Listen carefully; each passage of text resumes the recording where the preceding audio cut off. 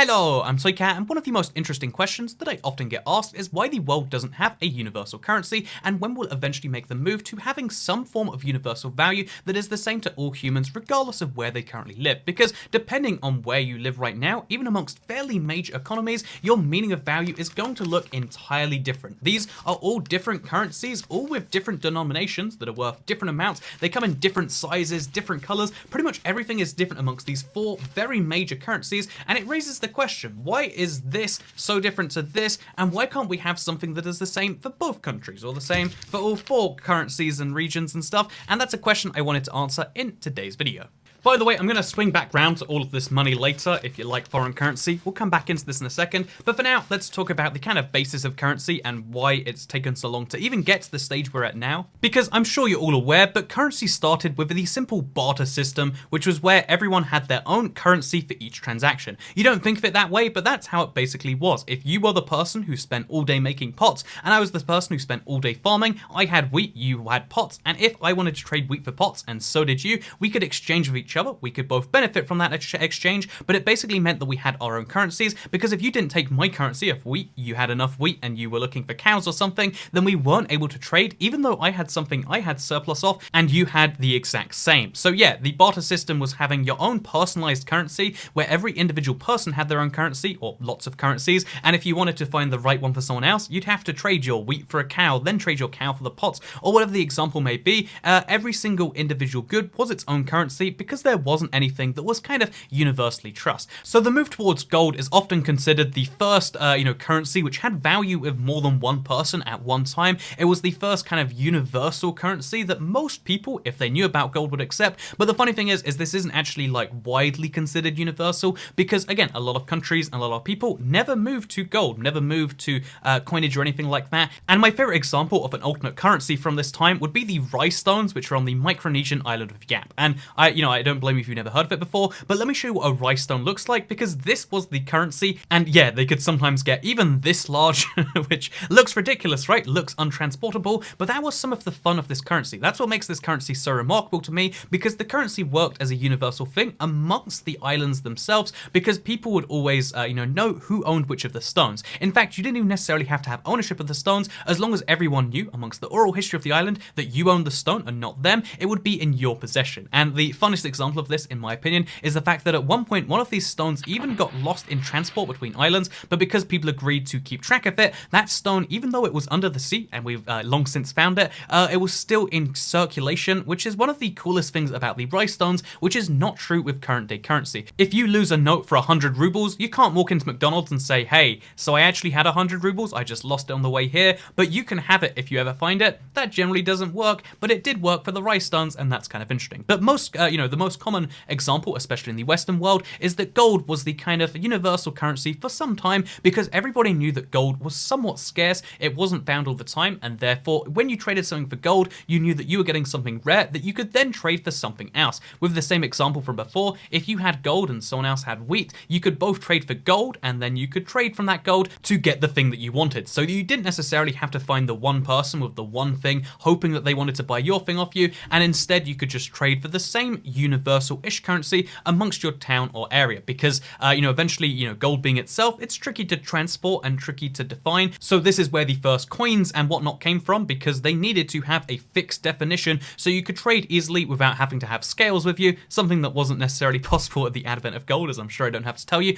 But yeah, this is why coins were initially invented. They were a fixed amount of gold or a fixed amount of silver in a fixed size so that you could work out what exactly that looked like so you knew what you were trading for. So this is how gold existed for the longest time, gold, silver, and other precious metals, but the interesting move from there was towards banknotes. And you might say, how did we ever move to banknotes? Because when you think about it today, it's kind of unintuitive that green note from earlier, the American dollar, is worth so much to so many people, because it is just a piece of paper which was printed by someone somewhere. Why does anyone trust it? And yeah, honestly, why would you ever move from something that was a fixed amount of gold to that currency? And the simple answer to that one is that banknotes didn't start as a way, centralized government thing. Instead, a single bank could store your gold, and then they would give you a note. That note would say, yes, I do own this amount of gold and would like you to give it back to me at some point in the future. This meant that you could trade this note from the bank or a bank note with other people, and they would know that they could collect that gold at some point, and if it was a huge amount of gold that was tricky to move, then they didn't necessarily need to move at that point because they could instead keep on trading it using said note. And this kind of functions like the Rhinestone system, where you don't have access to gold, neither does the person you're trading with, but you're still using the banknote as a way of knowing, hey, at any point I can trade this for X amount of gold. This is why even to this day all banknotes can tell you the trend of saying, I promise to pay the bearer on demand the sum of £20 or whatever you may read on your own note, because that's what this is a thing that's meant to do. Banknotes are meant to be notes that a promise for a fixed amount of value, or what it used to be, is gold. And so yeah, it started with banknotes that meant that there was a specific bank that had a note telling you could collect your money at some point.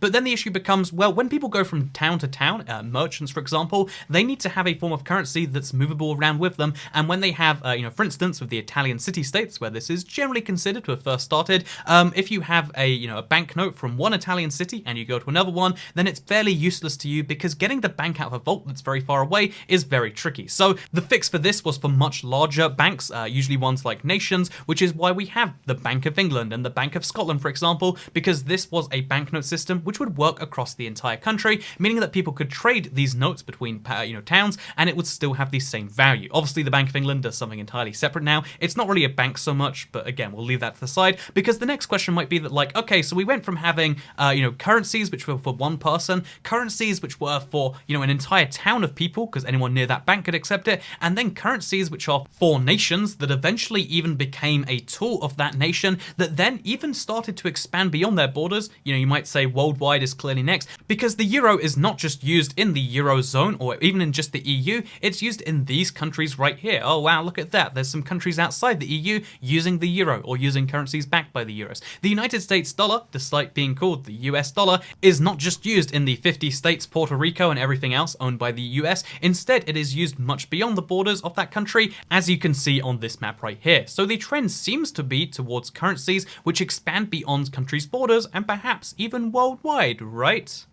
Now consider this, when you take into account the most traded currencies that are traded for other currencies, i.e. currency exchange, people trying to trade a currency they have for a currency that they value more or need more, 1 in every 50 trades use the good old trusty Hong Kong dollar, which compared to its population is very high, but obviously isn't high in the grand scheme of things. Same goes for the United Kingdom Great British Pound. 1 in every 8 trades use the GBP in some way, which is a huge amount for the population, but it's not as high as the euro, which is 1 in every 3 trades, or about 31.4%, but then you consider the dollar is used in 87.6% of trades. And in case you're curious as to how that adds over 100, because every time you trade currencies, it's a currency pair, so the total value for all of that adds up to 200, but that still means that out of that 200% of currencies being traded, 87.6 of those use the United States dollar off a maximum of 100%. Basically, the dollar is at like 87.6% acceptance as de facto currency being traded either for or being traded into,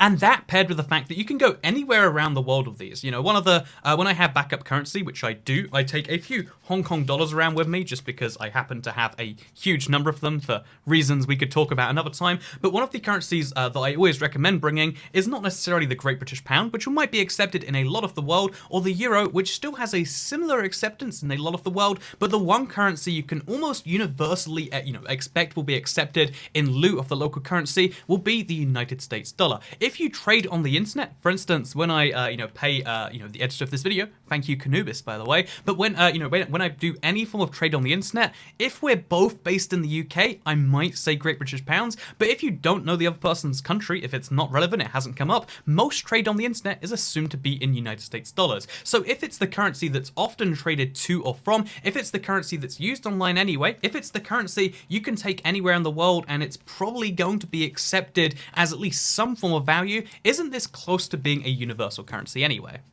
And if we're so close to a universal currency, isn't the next logical step going to be having a universal currency for everyone? And traditional economics says no, this isn't going to be a thing. Traditional economics says there are so many reasons why you don't want to have one global currency. If the United States dollar was used in every single country around the world as their de facto currency, instead of the euro, the pound, the Hong Kong dollar, instead of all of the ringgit, if all of these currencies were replaced with this right here, the good old greenback, I think is a thing I've heard people call this. I'm not American, you might have guessed by now. But if you were to replace every currency with this one, then the issue of that in terms of economics is that the United States would have a lot of power over the world. Even if you remove the United States power over their own currency, which you can't really effectively do, even giving it to the UN would still give undue power to the US, you could argue. But even if somehow you could have the US's currency removed from the US, it's not generally a good idea to have an outside currency used as your own.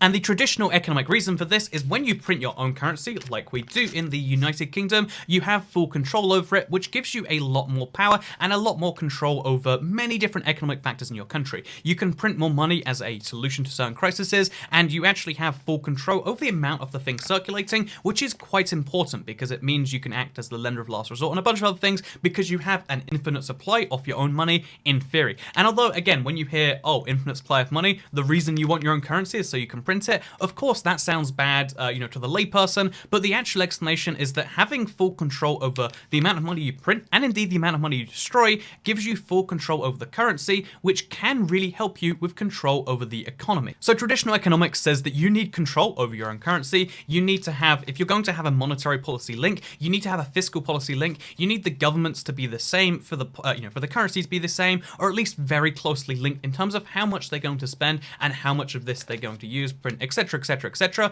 This is one of the reasons why the EU is considered to be dangerous in some circles. However, traditional economics might say that it's a very bad idea to do that, and it's definitely the thing that I learned in economics and you'll learn in economics, and that I would generally err by. However, traditional economics didn't predict the gold standard being dropped when it eventually was. Traditional economics didn't predict cryptocurrency and all manner of different inventions that are being come up with right now that are moving currency from being this physical thing like this or this to being in the cloud. In fact, we're moving slowly towards a world where cash is not the dominant currency. In the UK, I can show it on screen, cash has been surpassed by, non-cash payments such as debit card and credit card. In countries like Sweden, it's not only been surpassed, but it's so overtaken that there are a lot of places that don't take cash because the fees for dealing with cash seem a bit weird. You figure, oh, there's a card fee when you deal with that, but actually moving cash around, actually keeping cash in the right places, having physical representations of money is much harder than just having a big account that's kept somewhere that sends it out whenever it's needed to. And the fact that traditional economics didn't predict that makes me wonder if maybe there one day will be a universal currency. I don't imagine it will be this physical thing right here. I think having, green pieces of paper printed by one country, one government isn't going to ever be universal in the sense that it's the only thing we'll ever use, but I do think at some point we might move to a universal currency. The only questions become who will print it, the only questions become how will that actually work, and I don't necessarily know the answer to it. Again, a part of me wants to be the guy who's like, yeah, this is the time for Bitcoin or other cryptocurrencies to shine because a cryptocurrency is controlled by everyone. But then, if those ever did become global currencies, the number of questions it would raise, the amount of unequal distribution amongst how Bitcoin and even Ethereum have gone down. Ethereum's a currency I'm a big believer in, by the way. The big inequality with how those currencies were distributed, because the people who have gotten most of the money got in now, as opposed to when it was universal. Maybe it'll be a brand new universal currency. We could even speculate that Facebook's currency would one day be universal, and I pray to God that's not the thing.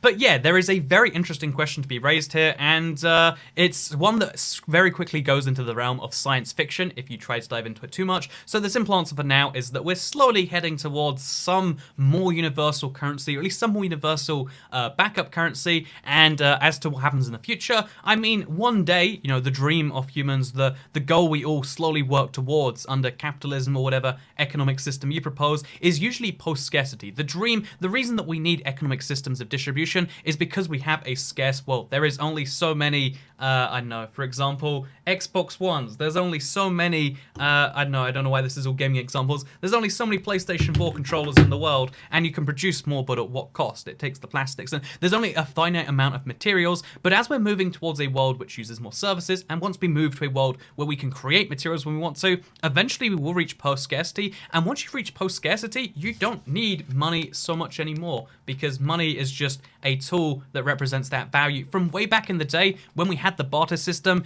and you had to have your own currency because we all had goods that were limited. If no one has goods that are limited, we don't need these to trade for them. And it's a scary world to imagine, but again, we're talking science fiction in the future. So yeah, will there be a universal currency? Probably. And if you're going to write a science fiction series, then you should probably include one. Maybe. Yeah, that's a weird way to end, but I like that as my fit. And if you're ever going to write your own science fiction thing, then I guess it probably should have a universal currency of some form, because there are some benefits, but it just generally right now is considered not to be worth the downsides. Before you even consider to work out the fact that how would we agree on a universal currency, every country gives up a lot in exchange for the citizens' benefits, and right now we live in a world of somewhat powerful states that are somewhat distrustful of each other. So yeah, long story short, ask in 50 years and see how that one's going. We are moving towards bigger currencies though, so there's something to be said for that. And yeah, I hope you all enjoyed this video. In case you're curious as to how much currency I have lying around here, I always have a lot of euros. Again, I don't live in the Eurozone, but like, it's cool to see so many euros, right? If you have a German girlfriend, you tend to accumulate a lot of euros. That sounds confusing actually, like I'm charging her. You're not, yeah, I'm charging my German girlfriend euros. That's the explanation here. I don't know if this is a good thing to have at the end of the video. But yeah, I brought a lot of currency out from my backup money. I'm gonna go put this back in here. If you ever do see me around the place, you can mug me and you'll get quite a few thousand Hong Kong dollars in case you're into that. By the way, Hong Kong dollars, the exchange rate's on screen right now. I have 3,500, which isn't as many as you might think, but it's still like a lot to carry around with me. So you can still mug me and it's worth a lot. Please don't mug me. I appreciate it when you don't. Anyway, thank you very much for watching. Second channel, don't care. Goodbye.